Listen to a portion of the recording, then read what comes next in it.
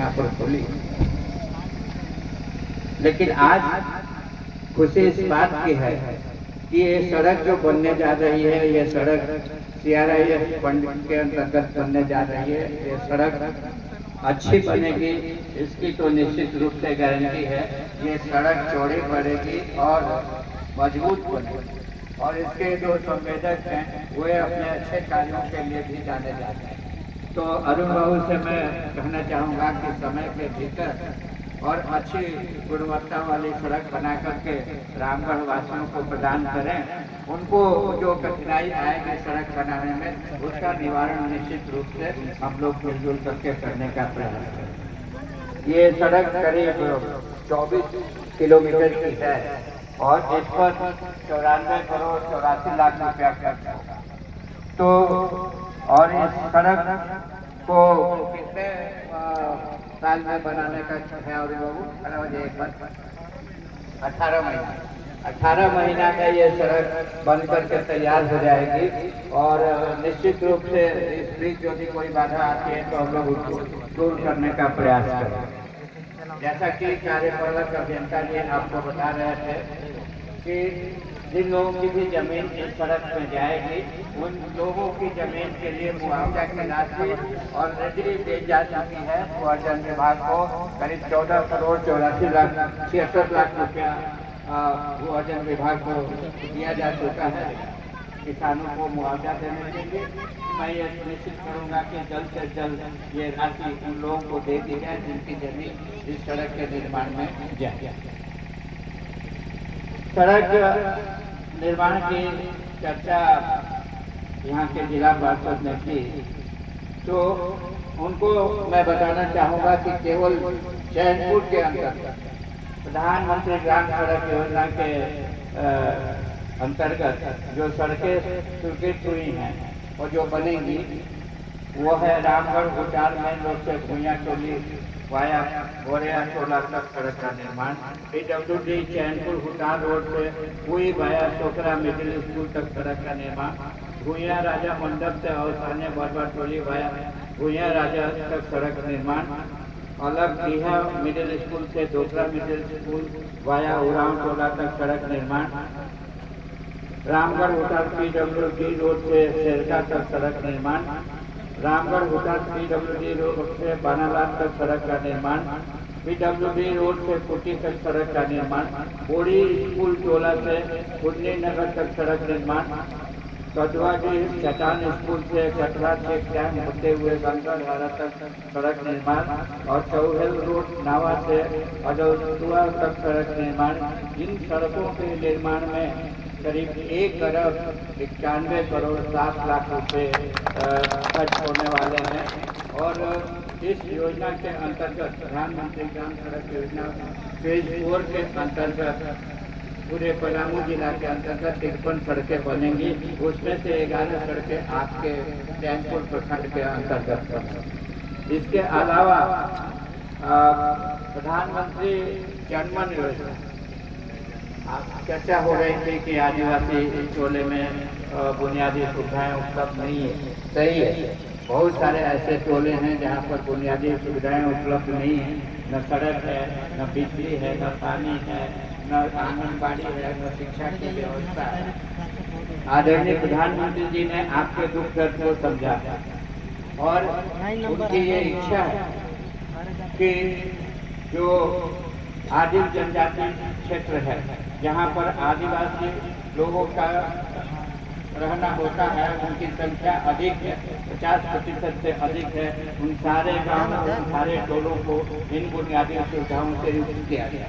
तो ये जो सड़कें बनेंगी उसके अंतर्गत प्रधानमंत्री जनमन योजना के अंतर्गत उन सड़कों की सूची अलग है। मैं पढ़ करके आपको सुना देता हूँ।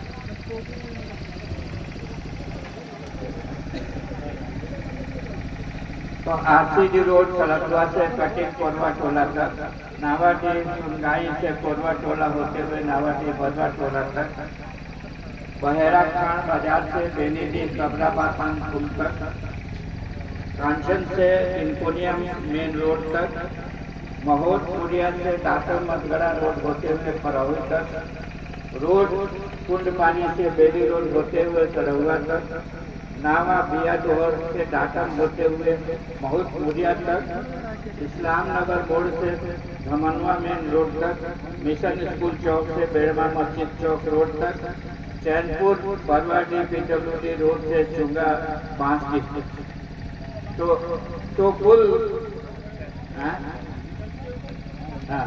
हाँ रामगढ़ ठीक अच्छी बात है।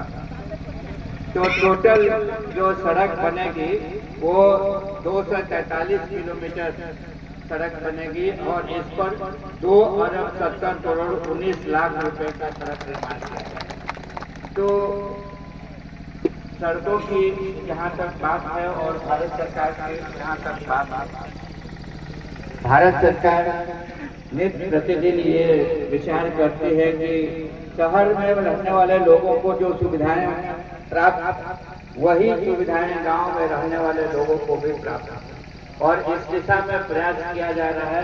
प्रधानमंत्री ग्राम सड़क योजना या प्रधानमंत्री जनधन योजना, इस दिशा में ये 2 प्रमुख योजनाएं हैं जो कार्यरत है और जिसके अंतर्गत कार्य हो रहा है और भविष्य में भी कार्य हो।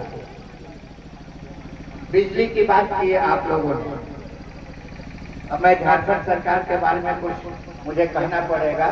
बिजली की बात की कि 8 घंटे तक बिजली रहती है। उसमें भोला पांडे जी कह रहे थे कि आदरणीय रघुवरदास जी की सरकार जब थी तो 22 घंटे बिजली रहती थी, सत्यता है। लेकिन आज 8 घंटे बिजली क्यों रहती है ये भी आप जानना चाहेंगे, और बिजली आपको 24 घंटे उपलब्ध हो इसके लिए जनप्रतिनिधियों के द्वारा क्या किया जा रहा है, इसके बारे में भी आप जानना चाहिए। भारत सरकार ने पलामू जिला के लिए और गढ़वा जिला के लिए आज से 2.5 साल पहले 20 मेगावाट सोलर पावर पार्क की स्वीकृति दी। आज यदि वो सोलर पावर पार्क बन करके तैयार हो गया रहता तो रामगढ़ क्या शायद ही मतलब कि पलामू संसदीय क्षेत्र का कोई भी कोना बचता जहां पर 24 घंटे बिजली नहीं रहती। लेकिन दुर्भाग्य ये है कि 100 एकड़ जमीन जो 20 मेगावाट सोलर पावर पार्क बनाने के लिए जरूरी है, वो आज तक लाख प्रयास के बाद भी आज तक शासन सरकार और यहाँ का जिला प्रशासन उपलब्ध नहीं करा रहा। इसमें हम लोग की क्या गलती है? अब फैक्ट्री लगाने की बात होती है, जमीन की आदमी मांग करता है, जमीन उपलब्ध नहीं होती, तो फैक्ट्री तो आसमान में लगेगी नहीं ना, जमीन पर ही लगेगी। तो ये सारी चीजें मैं बताना इसलिए चाहता हूँ कि इसकी चर्चा आपके द्वारा की गई। चर्चा नहीं की गई रहती तो शायद मैं ये नहीं कह रहा। लेकिन समझने की बात यह है कि किसको कार्य करना है, किसके द्वारा वो कार्य होना है और किसके द्वारा वो कार्य नहीं किया जाता, ये जनता को समझने की आवश्यकता है। आप जब तक नहीं समझिएगा कि किसके द्वारा क्या कार्य किया जाना है, तब तक हमसे भी आप गली गली ही मांगते रहिएगा और पीछे मांगते रहिएगा। देना मेरी मजबूरी है, जनप्रतिनिधि होने के चलते हम ये नहीं कह सकते हैं कि हम ये कार्य नहीं करा पाए। लेकिन जो भारत सरकार के विषय हैं, जैसे रेलवे हो गया, जैसे सड़क का कुछ भाग हो गया, जैसे रक्षा का कुछ भाग हो गया, जैसे दूरसंचार का कुछ भाग हो गया, उसके लिए यदि आप मांग करें तो वो मेरी जवाबदेही बनती है। उसको आपके मांगों की पूर्ति करना इस क्षेत्र में मेरी जवाबदेही है। लेकिन सड़क यदि नहीं बन रही, माननीय नितिन चौरसिया जी ने चर्चा की और सही चर्चा की। ये जो कोयल नदी है, कोयल नदी से लेकर के सलतुआ तक सड़क की क्या स्थिति? अभी तो पानी नहीं पड़ा, पानी पड़ेगा तो गड्ढा हो जाएगा, और गड्ढा हो जाएगा तो राहगीरों को पता नहीं रहेगा कि कहाँ पर गड्ढा है। मोटरसाइकिल तो चलाते ही है तेजी से, उसी में जाकर के गिरे। लेकिन क्यों गिरेंगे और इसके लिए जवाबदेह कौन, ये जानना बहुत जरूरी है। इतना ज्यादा प्रयास करने के बावजूद ये सड़क की स्वीकृति आज भी नहीं हुई। ये सड़क सीडीओ में इसका प्रस्ताव और सीडीओ में 4 महीने से चीफ इंजीनियर साहब नहीं है, और वो चीफ इंजीनियर साहब की जब तक पोस्टिंग नहीं होती है वो प्रस्ताव पर स्वीकृति नहीं मिलती है, टेक्निकल अप्रूवल नहीं होता है तो गाड़ी आ जाती है। लेकिन चीफ इंजीनियर साहब की पदस्थापना करना किसकी जवाबदारी, राज्य सरकार की जवाबदारी।